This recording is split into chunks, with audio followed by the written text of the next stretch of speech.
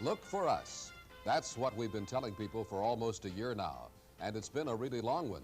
But people have certainly had a lot of looking to do during this time.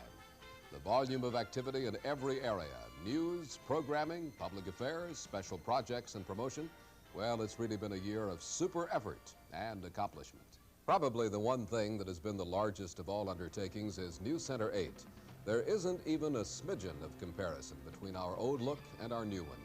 Our modular set with so much freedom for our cameras, the cool pale grays that enhance the skin tones of our people so well, the striking contrast of our spectacular weatherboards. All of the outward trappings are superior in design and function. But the inner workings have been where we've devoted the majority of our time.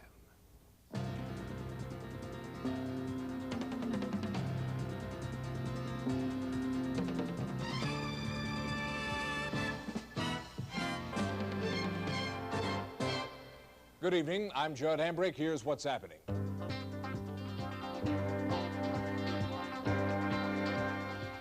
Judd Hambrick, as sole anchor, has a style and delivery that is unique to our city.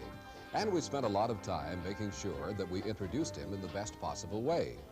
Promotionally, we wanted to overcome his brother's years here in an advantageous way. And this was very dangerous ground. So we devised two very warm spots to distinguish him from his brother once and for all, and show him as a warm, human person who was new to Cleveland. Mr. Hambrick, it is with great joy that we herald your return to Cleveland. And furthermore... I'm sorry. That was John Hambrick who worked in Cleveland. I'm his brother, Judd. Oh, wrong guy. Kill the banners. Some Clevelanders still confuse Judd Hambrick with his brother. But once you've sampled Judd on News Center 8, we think you'll agree. Cleveland has never seen an anchorman quite like Judd Hambrick. Sorry. Hambrick, News Center 8. Oh, hey, Dad. How's the job, son? Going great, except for that brother thing.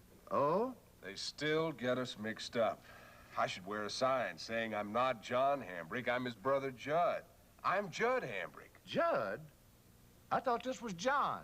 It isn't easy being the brother of a newsman as good as John Hambrick. Unless you're a newsman as good as Judd Hambrick. Oh, yeah. I think I know which one you are now. Then we followed with additional spots, showing that he was still learning, but learning very well. Hey, I'm looking for Cleveland Heights. Am I close? Well, if you start from Wyoming, you're relatively close. But if you come from someplace in Cleveland, you need help. Okay, look. In the short time Judd Hambrick has anchored our Channel 8 News, he's learned a lot about Cleveland. All the way in. He may not get around town like a native yet. All right, got it. But he's moving in the right direction. No, that's one way! You can't do that!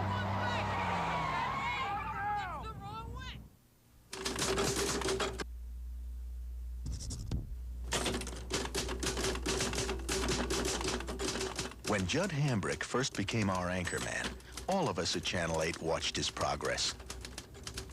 After all, if your anchorman is good, he can help make your whole station look good. Hey, he's good. Very good.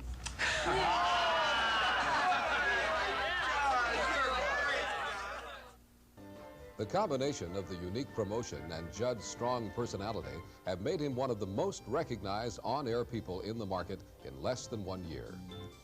We've also worked hard to promote Dick Goddard, who has always been, and probably always will be, one of the best-loved television personalities in Cleveland. We have offered his weather books to viewers, his wind chill charts in winter, his tornado maps in summer, his Woolly Bear Festival in the fall. But above all, we have tried to give him the best tools with which to work. Which brings us to our National Weather Service Color Radar. We've tapped into the Weather Bureau's $250,000 radar at Hopkins Airport, and then we colorize it so that Dick now has the finest equipment available today. And when you live in a city like Cleveland, where the weather can frequently be your lead story of the night, our new radar is an asset of unmentionable value. But let's not forget the third part of our team. Jim Mueller dominates the Cleveland sports scene. He serves as color commentator on our own Cleveland Indians telecast and our Cavaliers basketball telecast. But he also broadcasts the Browns football games on radio. So Jim's credibility and exposure extends to the 3 major professional sports in Cleveland and brings a strong authority to our nightly sports reports. To support our anchor team, the depth and strength of our regular reporting staff and our crews have consistently kept us ahead of our competition in both quality and timeliness. And there certainly haven't been any dearth of stories to cover this year. We've had a bankrupt school system, striking teachers, the worst blizzard of the century, a mayor on the verge of being recalled, a rash of bombings in the Cleveland underworld, and we're facing a very serious busing situation this fall. With a very, very rare exception, we have consistently been first, the most accurate, and the most complete with all of our coverage.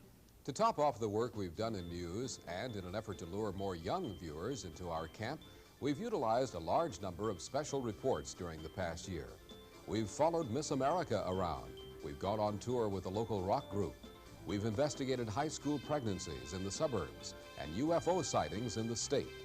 We've told people how to buy a new car, and we've taken a look at the Cleveland Heights High School class of '68.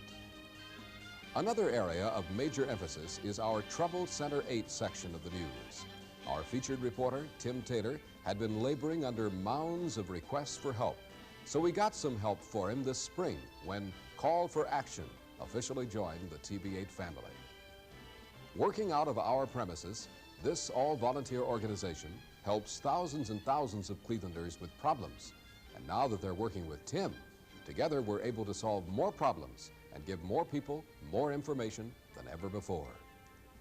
But beyond news, viewers found a lot of other things to look for when they turned us on. Our Bowling for Dollars show with Dick Goddard averages over 80,000 Pin Pal cards per month. The show is live, it's local, it's folksy, and it holds its own very well against stiff strip competition at 7 p.m. And then there's Joker's Wild. What a success story that is. We're the only strip at 7:30, and we almost double the shares of our competition. When you consider that we were dead last a year ago, it's an even greater accomplishment. We've also worked endlessly on all of our local programming. Our 40 Indians games, our Cavaliers games, Public Square with Mike Keene, now the highest-rated public affairs program in the city, is another success. During the year, we aired 2 critically acclaimed local specials, The Singing Angels with Dick Goddard and The Wandering Muse of Artemis Flagg with the Cleveland Orchestra and Chorus. The Houlihan and Big Chuck Pajama Party rolled on every Friday night. And last summer, we even gave them their own prime time special.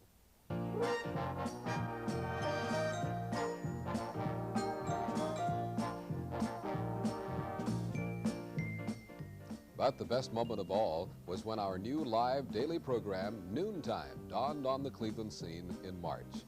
Every day, Monday through Friday, this light, fast-paced show disperses a world of information, helpful tips, news, and the glitter of visiting celebrities to our live studio audience and to the viewers at home. Noontime is a major commitment for us, but it's a tremendous outlet at the same time. It's a vehicle that allows us to get involved with everything happening in Cleveland that isn't necessarily news.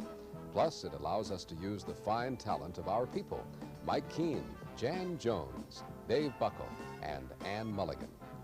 We figure we must be doing something right because the audiences just keep pouring into the station every day, and our mailroom is in a constant state of chaos. There's so much more to say. We could just go on and on with lists of projects, but we won't. We'll just say that with PM Magazine on the horizon, you can be sure the activity will continue at this pace for quite some time, and we'll continue to give the people of Cleveland a lot of good reasons to look for us.